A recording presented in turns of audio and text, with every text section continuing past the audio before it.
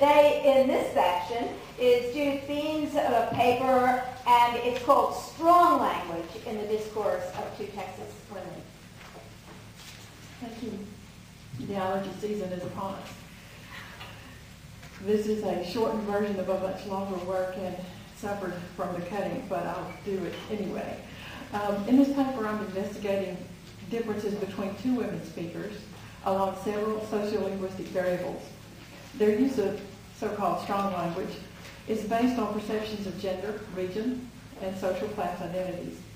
These two women participated in a study of Texas women's language, a discourse analysis project with my colleague Barbara Johnstone, exploring how women in professional roles exploit the resources of language for expressing individual identity.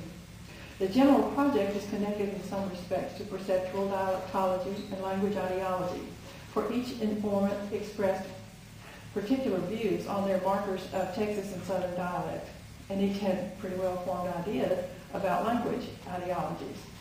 One discourse feature, profanity, mild profanity anyway, or strong language, has historically been marked for women in public, and it emerged in these interviews as a marked feature in determining these women's perceptions of themselves in relation to ideologies of language.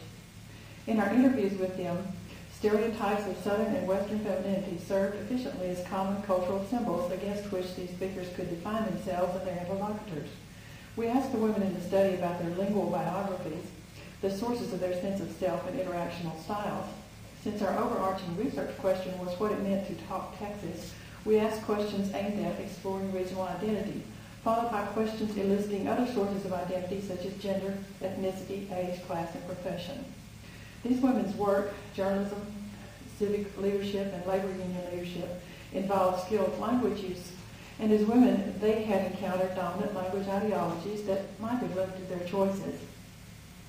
Our senior informant was college-educated Eliza Bishop, who became a journalist in the 1940s when few women did so.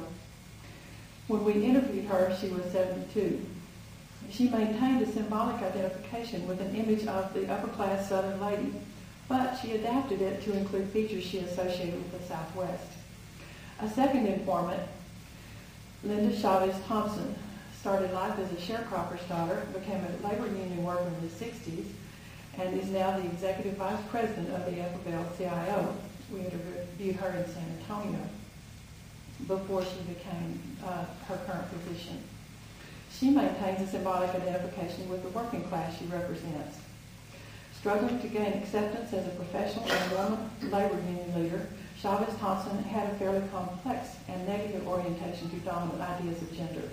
While some aspects of her discourse, such as the use of strong language, would appear so-called masculine in a bipolar description of discourse styles, other aspects of her talk mitigate crossing gender boundaries in discourse.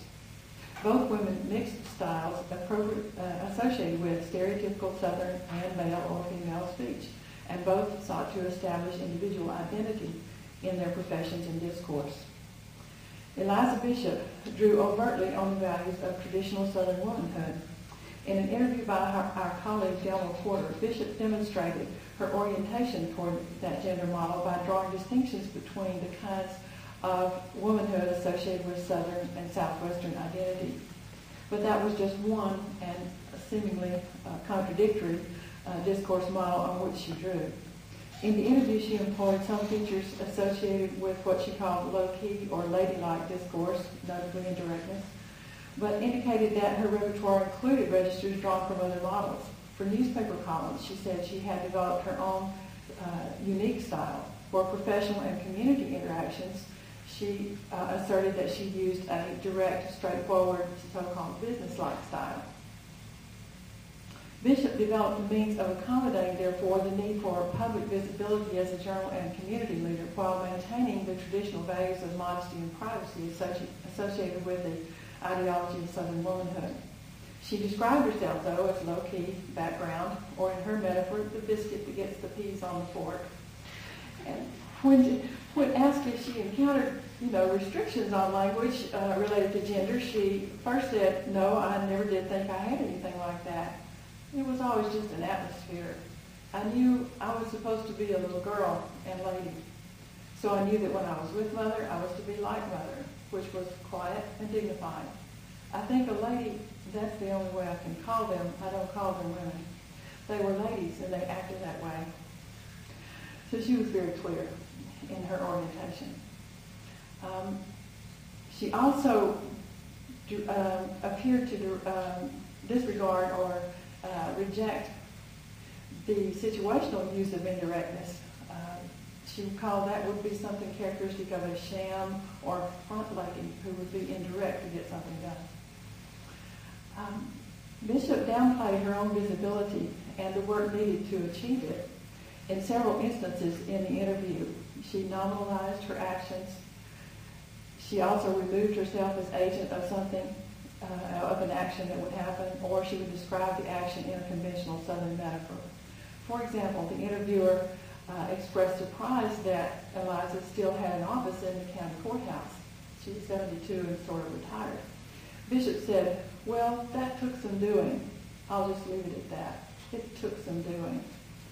But again, she said, it was a matter of the iron fist in the glove, so to speak.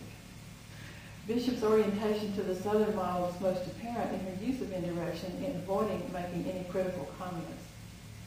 Thus, while she oriented herself significantly toward the values and discourse styles associated with Southern ladies, she did resist some of its conventions and negotiated a gender identity that included multiple ways of speaking and interacting. Her breaking with Southern traditions, she felt, was related to her being a Texas woman, a Southwestern woman, she said. Here's her description.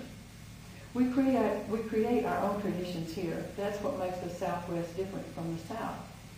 We have a part of it, but we are a mixture. We took that gentility and we blended it with your outdoor, your freedom, the expanse of Texas. So she was very creative in combining the persona and values of the Southern lady with the active, public, professional woman.